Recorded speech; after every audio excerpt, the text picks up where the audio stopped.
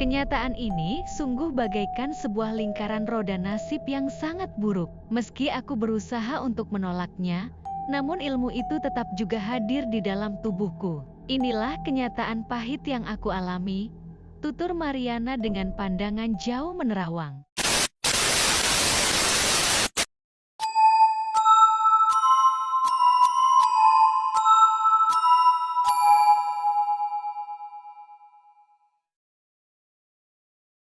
Assalamualaikum warahmatullahi wabarakatuh. Kembali lagi bersama saya di channel Danger Zone. Jadi di segmen Kismis Kisah Misteri kali ini, saya akan menceritakan kisah tentang Aku Mewarisi Ilmu Kuyang Ibuku. Sebelum masuk ke ceritanya, alangkah baiknya kalian dukung channel kami dengan cara subscribe, like, comment, and share ke teman-teman kalian semua, agar kami lebih semangat lagi untuk membuat video-video yang lebih menarik lagi. Oh, tanpa banyak basa-basi kita gas ke ceritanya. Kismis Kisah Misteri dimulai.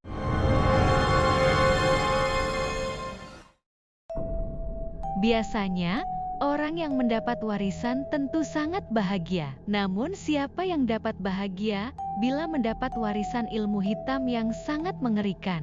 Ya, ilmu hitam yang ditakuti oleh hampir semua orang di pedalaman Kalimantan Tengah, bahkan mungkin di seluruh jagat ini. Apalagi Mariana Tundang, sang pewaris, tak pernah berharap mengenal apalagi menguasai ilmu yang sangat jahat itu. Kenyataan ini sungguh bagaikan sebuah lingkaran roda nasib yang sangat buruk. Meski aku berusaha untuk menolaknya, namun ilmu itu tetap juga hadir di dalam tubuhku. Inilah kenyataan pahit yang aku alami, tutur Mariana dengan pandangan jauh menerawang. Ilmu kuyang, itulah yang diwarisi oleh Mariana Tundang. Dia seorang gadis muda cantik yang berprofesi sebagai bidan. Gadis cantik ini bekerja di rumah sakit pemerintah di Banjarmasin. Bagaimanakah kisah selengkapnya? Berikut ini adalah ringkasan kesaksian Mariana Tundang, seorang bidan di Banjarmasin. Waktu itu usiaku memang relatif sangat belia. Selepas SMU, aku memilih untuk masuk sekolah kebidanan. Bidan adalah profesi yang sangat mulia, menurut pendapatku. Penolong para wanita yang akan menjadi ibu. Penolong proses kelahiran seorang bayi yang hadir di dunia ini. Penolong ibu-ibu yang jauh dari dokter, rumah sakit, atau puskesmas. Kehadiran bidan di pedalaman memang sangat berarti bagi mereka yang tinggal jauh dari kota. Apalagi di Kalimantan banyak keluarga yang tinggal di tepi-tepi hutan, bahkan berada di dalam hutan belantara. Sebab kalau hanya mengandalkan para dukun beranak saja, tidak akan menyelesaikan masalah. Jumlah dukun beranak tidaklah memadai. Sangat tidak mencukupi bila dibandingkan dengan jumlah penduduk yang memerlukan pertolongan. Begitu aku lulus dari sekolah kebidanan, ternyata aku ditempatkan di rumah sakit Ulin di Banjarmasin. Menurut direktur rumah sakit itu, aku dipilih karena aku punya prestasi. Aku adalah lulusan terbaik. Terus terang, sebenarnya aku lebih senang kalau ditempatkan di puskesmas di pedalaman. Aku lebih suka berada di tengah-tengah orang-orang sederhana, tempat dari mana aku berasal. Aku bukan tipe gadis yang suka hura-hura. Aku bukan pengunjung diskotik, gedung bioskop, atau mal-mal. Waktuku kuhabiskan di kamar kos untuk membaca. Di kamarku banyak bacaan. Ada novel-novel, majalah, tabloid, dan yang paling sering kubaca adalah kitab suci. Karena dengan membaca kitab suci akan timbul motivasi dalam diriku untuk mengabdikan diri kepada sesama, dan dia juga adalah sumber kekuatanku, sumber pengharapanku yang sebenarnya. Sampai pada suatu hari, datang malapetaka yang membuatku tiba-tiba harus terhempas ke dalam jurang kenistaan. Jangan salah paham, kenistaan yang menimpaku bukan karena kehilangan kegadisan, bukan juga ternoda karena perbuatan tercela lainnya. Yang menimpaku jauh lebih mengerikan. Tidak akan terbayang oleh siapapun yang tidak memahami kondisi pedalaman Kalimantan Tengah, tempat kelahiranku itu.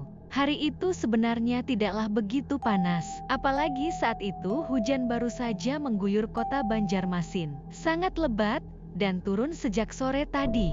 Saat itu hujan belum reda. Tidak begitu lebat, tetapi membuat orang enggan untuk keluar rumah. Tapi mengapa cuaca yang sejuk itu membuat aku tiba-tiba sangat kehausan? Ya, Aku merasa ada rasa haus yang sangat aneh mendera diriku. Telah ku minum beberapa gelas air putih dari dispenser, tetapi rasa hausku tidak juga hilang. Sepertinya dahagaku bukan karena ingin menegak air. Aku ingin minum sesuatu tetapi bukan air. Entah apa, aku coba mengendalikan diri. Jarum jam telah menunjukkan pukul 2 siang. Kebetulan hari ini aku sedang off, tidak giliran jaga. Besok aku baru masuk pada jam 8 pagi. Entah apa yang mendorongku. Aku meninggalkan kamar dan berjalan menuju ke bangsal rumah sakit. Kutelusuri lorong-lorong yang panjang itu menuju ke suatu tempat yang aku sendiri tidak tahu di mana. Aku berjalan tak ubahnya seperti robot, sebab memang kekuatan laten itu yang mendorongku terus melangkah. Sapaan beberapa orang teman yang berpapasan denganku tidak kujawab. Mereka heran sebab aku dikenal sebagai gadis yang ramah, mudah bergaul dan tentu saja banyak aneh. Tiba-tiba saja aku berhenti di depan sebuah kamar yang khusus disediakan untuk mereka yang melahirkan. Aku mencium bau yang sangat harum, bau khas yang belum pernah kurasakan. Bersamaan dengan itu, rasa hausku semakin menjadi-jadi. Ingin rasanya aku segera meneguk minuman yang menebarkan bau harum tadi. Kubuka pintu kamar itu. Kulihat ada seorang wanita yang tengah berjuang keras melaksanakan tugasnya sebagai ibu. Dia ditolong oleh seorang dokter dan 2 orang bidan. Entah iblis apa yang merasukiku. Kudorong dokter itu ke samping dan kurai kedua kaki wanita itu. Aku mencium bau yang begitu harum dari sela-sela kedua paha wanita itu. Rasa hausku semakin kuat. Aku hendak mereguk cairan merah bercampur lendir atau air ketuban yang mengalir. Dengan sigap kedua bidan yang ada di kanan dan kiri pasien menubrukku. Sekuat tenaga mereka menyeretku keluar.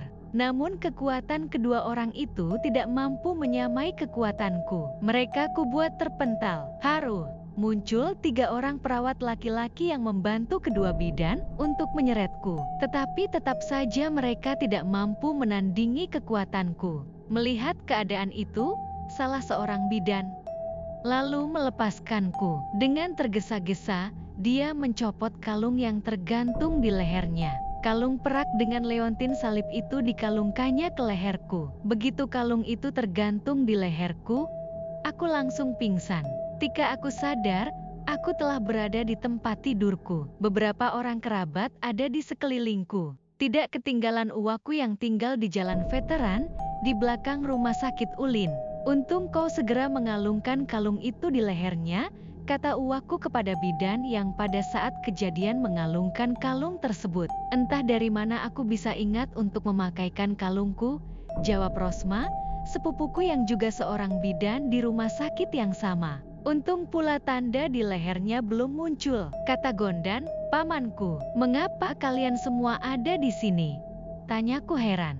Kau sedang sakit, jawab Rosma. Sakit apa? Rasanya aku sehat-sehat saja, jawabku setengah tidak percaya.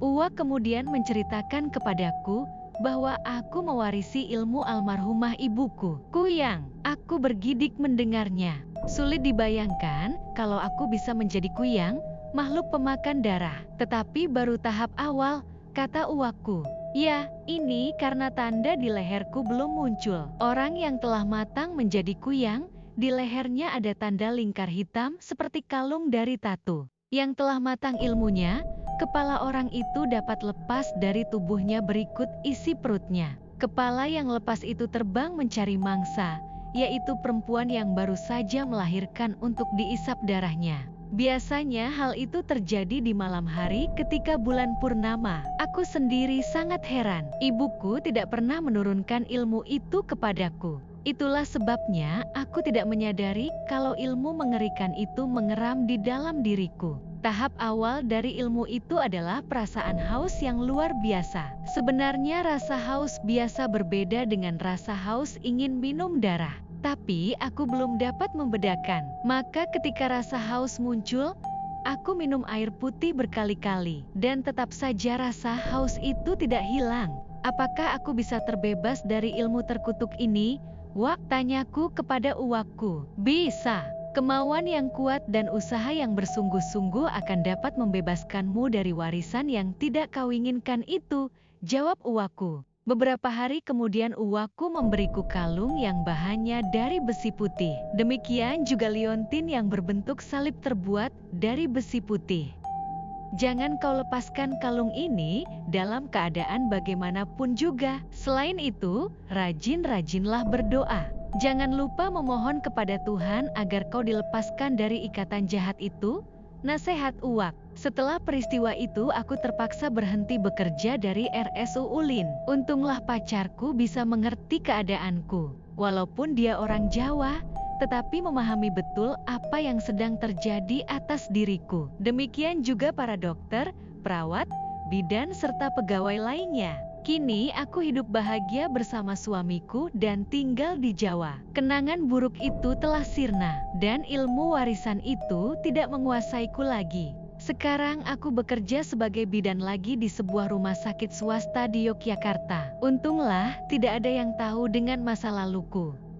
Oke, mungkin segitu saja cerita yang bisa kami sampaikan. Mudah-mudahan dapat menghibur kalian semua. Dan jangan lupa ikuti kami terus ya. Wassalamualaikum warahmatullahi wabarakatuh.